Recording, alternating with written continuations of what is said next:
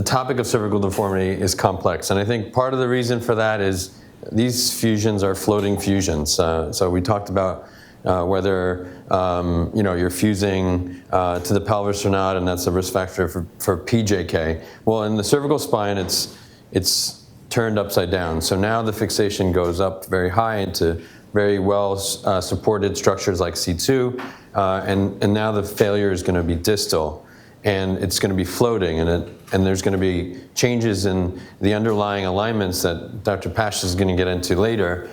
So that makes it a little bit more complicated. It's kind of like a moving target, and so.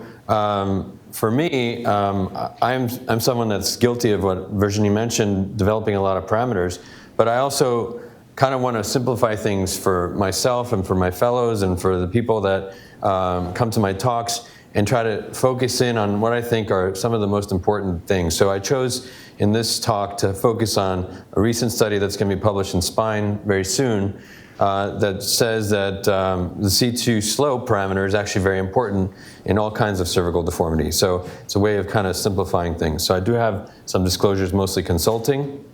So we recognize that malalignment in the thoracolumbar spine was associated with poor outcomes, and more recently people have started looking at the cervical spine. And this is the classic article by Tang and Ames and other colleagues who showed that if you measure the plumb line in the cervical spine from C2 to C7, that was associated with disability as measured by the SF36 and the NDI. And they came up with a threshold number of 4 centimeters for the cervical SVA, the CSVA, which is the plumb line from C2 to C7.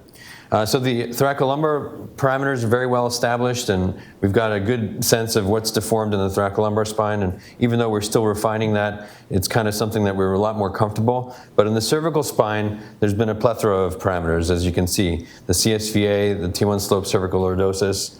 And so let's talk a little bit about what are the limitations here. And for the CSVA, if you have underlying thoracolumbar deformity, so if a patient is very pitched forward, and they might look like they also have cervical deformity, and Justin Smith did a paper that showed that if you have thoracolumbar deformity, a third of the time you have some malalignment in the cervical spine, particularly CSVA. But if the problem is in the thoracolumbar spine, those patients will correct with a thoracolumbar deformity correction. And you can see that the cervical plumb line that might be a little bit forward there in the deformed thoracolumbar spine corrects when you correct the underlying thoracolumbar deformity. So that's one of the problems with CSVA as a cervical deformity parameter. It's not necessarily specific to cervical deformity. It can be malaligned in thoracolumbar deformity as well. And then that gave rise to a new set of parameters which are kind of like analogous to or hearken to the pelvic incidence lumbar lordosis relationship that we as deformity surgeons use kind of like detectives to put together the lumbar alignment that matches the patient's original shape. So that's one way we look at restoring shape in the thoracolumbar spine. In the cervical spine, you can think about T1 slope in those terms and say that, well, I want to match the cervical lordosis to the T1 slope. And basically what you're saying is, if the T1 slope is 25 degrees, you need to have a commensurate amount of cervical lordosis to match that. And so a patient who matches that has a horizontal gaze versus someone who doesn't match it. If it's flat, it's going to be very forward and it's going to be deformed, which means the CSVA is going to be high, which means the C2 slope is going to be high, which means there's going to be increased upper cervical compensation. So this is a great parameter, and there's some threshold numbers that were proposed that we again probably need to go back and refine. But like I said, I want to try to simplify things, and when you think about T1 slope minus cervical lordosis, you're measuring 3 Cobb angles. You're measuring the C2 slope, you're measuring the C7 slope, you're measuring the T1 slope, and it's annoying to measure 3 Cobb angles if you don't have to. So what is T1 slope minus cervical lordosis? If you go back to algebra and you break it down, it's T1 slope minus the C7 slope minus the C2 slope in parentheses. So if you think about it, T1 slope and C7 slope are probably about the same, right? So let's cross them out, which leaves you with C2 slope. So what that parameter is just telling you is the relationship between cervical lordosis and T1 slope is how is your C2 positioned? So is the patient uncompensated, like this guy? Or if the C2 slope and the C2, C7 lordosis match, is it well compensated? Whether or not that T1 slope is pathologic or not. So the higher the T1 slope gets, you're dealing with other issues, like Virginie pointed out before, upper thoracic issues, proximal junctional kyphosis issues. So you can just look at maybe just two parameters, the C2 slope and the T1 slope. When the T1 slope is over, say, 30 degrees, 35 degrees, start looking in the upper thoracic spine or the thoracic spine or the entire thoracolumbar spine. If it's not, and you have a C2 slope that's high, then there are problems in the cervical spine. So it's a way of simplifying things. So part of this study that we're about to get published is, well, let's look specifically at C2 slope and see what the relationships are with our flawed parameters that we use, our flawed HRQLs that we use to define disability in the cervical spine and cervical deformity, and also with other radiographic parameters. So to do this, we used our prospective cervical deformity data set, which was adults with deformities with the criteria that you see listed there. Mostly, essentially, they had cervical kyphosis or they had high CSVAs. And we excluded some patients with neoplasm, spinal infection, et cetera. And what we did was we categorized them into a cervical group and a cervical thoracic group. Dr. Lafarge mentioned that this is a very heterogeneous group. You've got patients with upper thoracic PJKs that we're comparing to patients that have focal spondylolisthesis within the cervical spine that have myelopathy and are disabled for a whole different set of reasons other than alignment versus other patients who have dropped head or ankylosing spondylitis. We're talking about so many different types of patients. So this is one way to kind of simplify things. I have a cervical group and a cervical thoracic group. And as she mentioned, there was like 3 morphotypes, and you can probably lump the dropped head syndrome patients into a cervical thoracic group along with the proximal junctional PJKs from thoracolumbar deformity correction.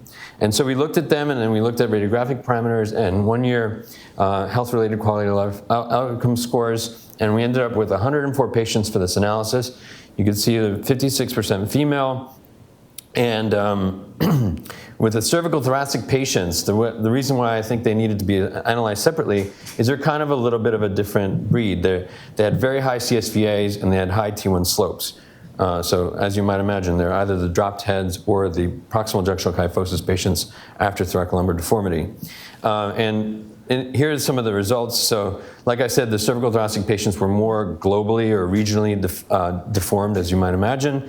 And for all the patients, the C2 slope was very highly correlated to all these parameters, particularly T1 slope minus cervical lordosis, as we're going to see. But it also correlates with the C0, C2 angle, which is the upper cervical compensation for cervical deformity. So it makes sense. The more you tilt C2, the more people have to work with extension reserve. So when we tackled this problem of trying to define disability from cervical deformity, we threw out some ideas, some concepts. Well, maybe it's how much they're compensating for their deformity that matters. So we measured extension reserve and that kind of stuff. And like, you have to match these things to health-related quality of outcome measures, and some of these concepts just wash out. But maybe some of these parameters, because they're so interlinked, you just need the right one that's simple, that's easy to measure in order to bring all these concepts out. And I think that for the C2 slope parameter, because it's a summation of T1 slope cervical lordosis, because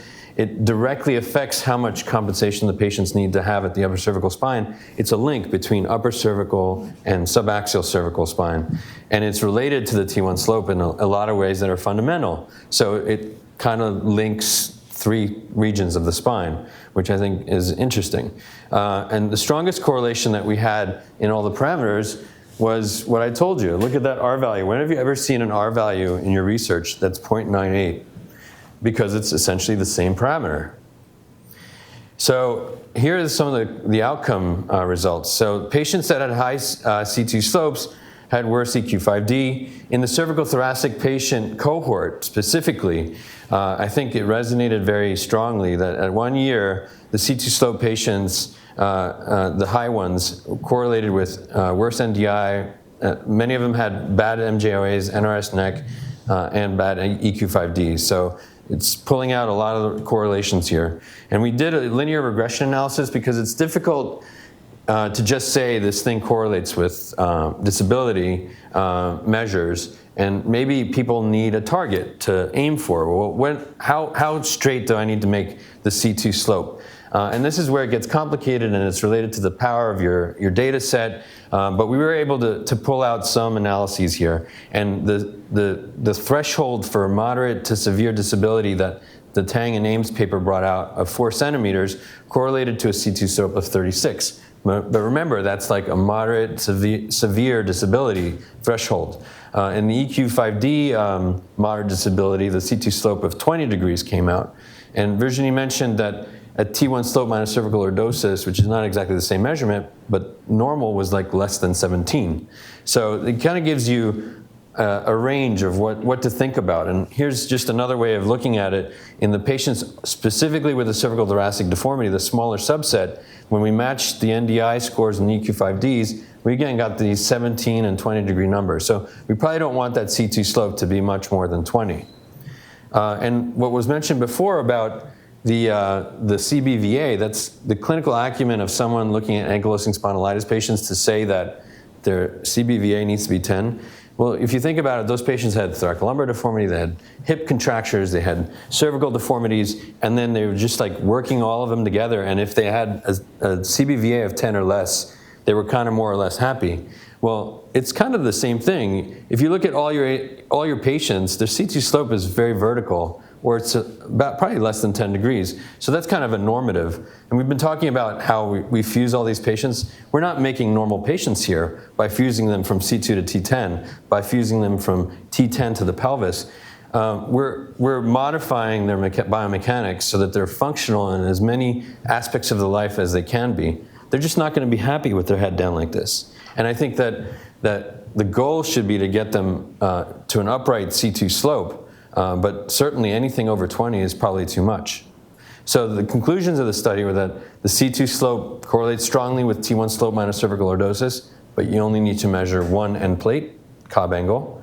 It's a useful marker for overall cervical deformity because I think it's that link between upper cervical compensation, subaxial cervical alignment, and it relates to the T1 slope in ways that are fundamental. If the patients are compensated, it's normal. If they're not, there's a disruption there. So it links to the upper thoracic spine, obviously, but it tells you something about that patient's frailty, about their ability to use their paraspinal muscles, et cetera. Or it tells you about the rigidity of their spondylosis and whether or not they can mount a lordotic alignment to compensate for a higher T1 slope. And it identifies mismatches between cervical lordosis and upper thoracic alignment or thoracolumbar alignment to maintain horizontal gaze. And it actually correlates with a lot of the health-related quality of life outcome measures that we've been utilizing, but they're not necessarily, as Dr. Lafarge mentioned, specific for cervical deformity. So I have a little case if we have time. This is a lady with an upper thoracic problem. Wasn't really a cervical deformity in the beginning. She had a T4 to L2 scoliosis correction as an adolescent and ended up with a PJF and was corrected with a T3 PSO with fusion up to T1, but then developed cervical deformity as a result of recurrent PJK. So now she is unhappy with her appearance, unhappy with having gone through a big surgery and not having achieved the goals that she was looking for in her alignment. You can see her x-rays here after the procedure as an adult where a PSO is done there, but she PJK'd, and you can see her instrumentation's pulling out, and she's unhappy with her cervical alignment. A little close up there. Flexion extension views show that, as Dr. Lafarge mentions, I think the extension is really important because it tells you, what the patient can mount. And for me, that's the difference, like in regular cervical spondylotic patients with focal kyphosis in the cervical spine. It's the difference between doing an anterior-posterior or an all-posterior procedure if I'm going to need to fuse that patient. But in this particular case, number one, it tells you passively how far the patient will get. But there are limitations to upright extension films, like dropped head patients can't really do much with it. And so then you have to rely on supine imaging, like CT scan here or MRI scan, to see that there is some passive correction, but probably not enough to overcome what's happening in this PJF in this case. So when I mapped this out and I did all the measurements, all the numbers are very high, well above 4 centimeter threshold for the cervical plumb line. The C2 slope, 53, well above the 20 that we talked about. So what was the goal here? And I decided that she needed an upper thoracic osteotomy, and I've moved away from doing PSOs in the upper thoracic spine because you can't predict how that vertebra is going to behave, especially in osteoporotic patients. I prefer to put a strut between some nice strong end plates. So I'll do upper thoracic VCRs to correct these cervical thoracic junctional deformities, completely removing the vertebra, 5 centimeters of rib on either side, and then closing down the alignment. So you can see here intraoperative shot of vertebral body replacement in between at T2, between T1 and T2, instrumentation up to C2, and I think that how high you go just kind of depends on some different factors, but unless you're doing cervical pedicle screws, I'm loath to stop with lateral mass screws and my UIV, even with bicortical lateral mass screws. So I don't think you're saving the patient much in terms of, like when you think about it, 8 degrees of motion per disc level in the cervical spine, what are you really giving that patient when the majority of their flexion, extension, and rotation is coming between occiput and C2? And I almost never fuse to the occiput for just a purely deformity procedure. Because I think then you really are robbing the patient of significant function. So C2 gives me options for pars screws, lateral mass screws, laminar screws, and pedicle screws. And usually what I end up doing is pedicle screws and a laminar screw with an extra rod down the middle to really reinforce the proximal fixation. If there's not good pedicles, then I'll use pars screws, and then like I said, the laminar screw. So here's the intraoperative alignment, the 2-month postoperative alignment. 2 years, she's maintained her correction. And like Alan Daniels' paper that mentioned PJK risk is lesser, maybe I benefited from the fact that her adolescent instrumentation was much lower, and this is a fuse segment. And so I got the alignment right, I think, but I also had that extra protection of not having to worry about disrupting the paraspinal muscles in a virgin area of the spine. So that's a great paper that we can turn on its head and assess in the cervical deformity cohort that we have. But you can see her alignment's much more satisfactory, and she's much happier in general. Some of the parameters now, her C2 slope is 6 degrees, and it just looks more normal, right? Intuitively, you know that C2 slope needs to be vertical, essentially horizontal slope, vertical tilt of the C2 of the dens. So just look at how tilted that dens is, and it tells you whether or not you got the correction right. And her T1 slope is actually elevated relative to what you might consider normal. It's better, but that's why I needed all that cervical hyperlordosis that she generated in the MRI to be able to balance her, so to speak, and get her alignment correct. And you can see the clinical photos. She just looks a whole lot more normal. Okay, so that's the end.